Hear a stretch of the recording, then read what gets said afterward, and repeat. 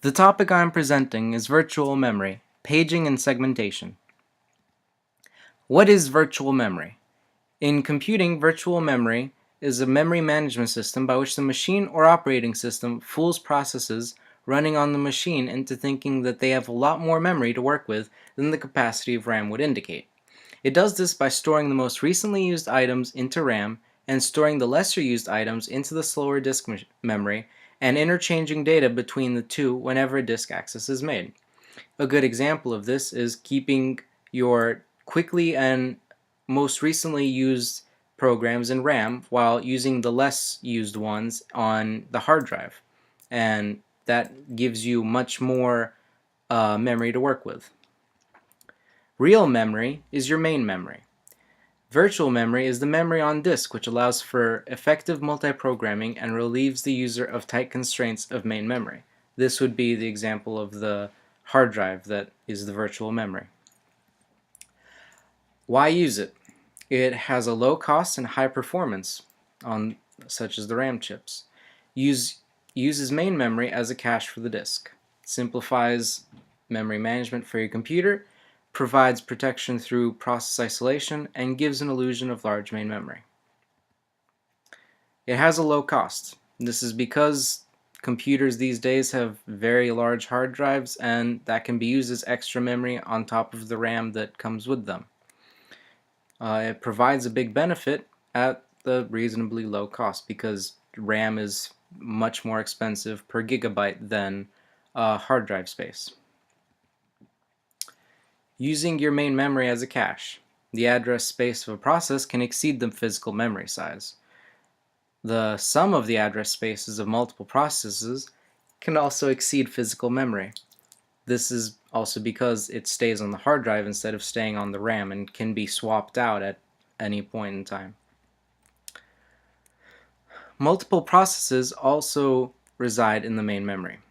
Each process has its own address space so that it is able to point to the active code, which is actually in memory, and go back to and pull from the hard drive if it is necessary or if the user needs it. It doesn't interfere with another because they're operating in different address spaces. One is on the RAM and one is on the hard drive disk. What if we didn't have it? There would be no such thing as virtual memory. So basically, the only space you would have would be your RAM, and you wouldn't be able to use your hard drive as extra RAM, basically. And this process frees up space in RAM to load new applications and programs to make everything seem to run faster because you don't even know what's happening. And you basically have unlimited RAM because of your hard drive. A logical address is an address generated by process isolation and is mapped to the virtual address space. A good example of this is using a location in virtual memory to find a location in physical memory. And you can use this as a book. You have a book and you're trying to find a line inside of it that is the 965th line. But when you give it to a publisher, they decide how many lines are on a page. So for example, there are 50 lines on each page of this book. So how would you find line 956?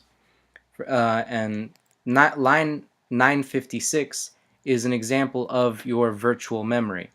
That's what you have in your computer saying your virtual memory is line 956. How would you convert that to your physical memory address? And the way to do that is you do that line number, 965, divided by how many lines are on the page, so you know that it's on page 19, and then how far into that page is it. So this would be 965 modulo 50, which would leave you with 15. So it is the 15th line on page 19. And this works just as virtual memory works by converting that 965 into the paging file 19 and the 15th line within that paging file. In computer storage, fragmentation is a phenomenon in which storage space is used inefficiently, reducing capacity and often performance. This leads to storage space being wasted, and the term also refers to wasted space itself. This can be anything from having many chunks of your program being on different parts of your hard drive, making it slower to access. Memory. In terms of memory use, only part of the program needs to be in memory for execution. You're not necessarily using the whole thing all at once.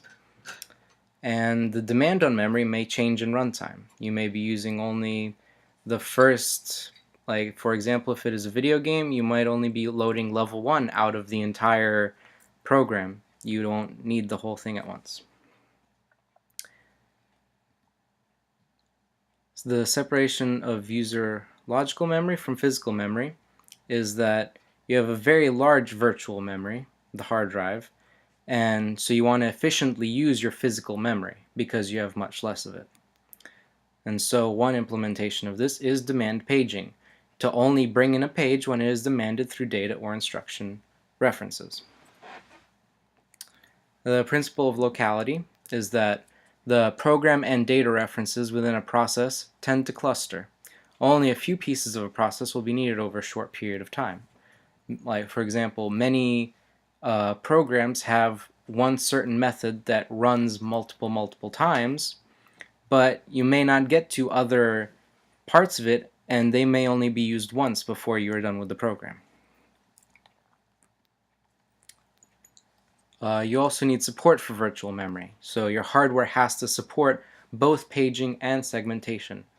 Your operating systems must be able to manage the movement of pages and/or segments between secondary memory and main memory, the hard drive and the RAM. For paging, each process has its own page table. The page table contains the frame number. Each entry on it contains the frame number of the corresponding page in main memory, and a bit is needed to indicate whether or not the page is in main memory or not. So it needs that extra 0 or 1 to tell it where it is. To modify it in a page table, you need that modify bit. And that's the one that indicates whether it's been altered since it was last loaded. And if no change is made, the page does not have to be swapped to the disk when it needs to be swapped out.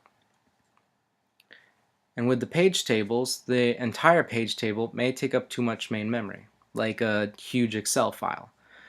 But the page tables are stored in virtual memory, so that is fine because it's going to be on the hard drive anyway. But when it's running, part of it will be in the main memory. So it is half and half depending on what you're using and what isn't necessarily being used now. The size depends on how much fragmentation you will have. So smaller page sizes, you have less fragmentation. Larger page sizes, you'll have more fragmentation because you'll need more bits there to account for the larger page size. But also smaller page sizes drawbacks, you have more pages required per process, but it's more efficient, even though it will take more processor speed to account for it. The secondary memory is designed to efficiently transfer large blocks of data, so a larger page size is better overall. And the smaller page size, larger number of pages will also be found in the main memory. So you will have enough memory there for you. Segmentation, on the other hand, may be unequal or of a dynamic size. It simplifies handling of growing data structures and allows programs to be altered and recompiled independently. It also has tables, and each entry contains the length of the segment. A bit is needed to determine if the segment is already in the main memory, similar to the other bit that is used to see whether it's in the RAM or on the hard drive. Paging is transparent to the programmer, whereas segmentation is visible to the programmer. and each segment is broken into fixed size pages. That is the main difference between them. The fetch policy determines when a page should be brought into memory. So that's basically when do you need to swap out what's in your RAM and what's on your hard drive. The demand paging only brings pages into main memory when a reference is made to a location on that page. So it's basically how it sounds. It's on demand. And the pre-paging brings in pages that reside contiguously on the disk. So if the data is right next to each other, they will bring in those pages. The placement policy, on the other hand, determines where in real memory it is going to reside, which is very important for segmentation. And the paging or combined paging with segmentation hardware performs address translation. Replacement policy. You ask which page is replaced. The page removed should be the page least likely to be referenced in the future, because you don't want to have your least used pages in your RAM when they could sit on the hard drive until you need them for that very quick access later on. And you also have frame locking, which refers to a locked frame and that it may not be replaced if it is locked. You have 3 different algorithms for replacing what is in your main memory and your secondary memory. The first is least recently used, and that replaces the page that has not been referenced for the longest time. Another is FIFO, first in, first out. It treats page frames allocated to a process in a circular buffer, and they are removed in a round-robin style. So basically, it's as if it sounds. It's the first thing that comes in will also be the first thing that comes out. There's also the clock policy, and this also uses an additional bit called a use bit. When a page is first loaded into memory, the use bit is set to 1. When it's referenced, it's also set to 1. But when it is time to replace a page, the first frame encountered with the use bit set to 0 is replaced, and during the search for replacement, each use bit set to 1 is changed to 0. Page buffering replaces a page list if the page is added to one of the 2 lists. Free page list is one page that has not been modified, and the result is the modified page list. There are 2 options for programs to run faster. You can either give your computer more RAM or increase your paging file, which also will increase fragmentation but will increase your speed at the same time.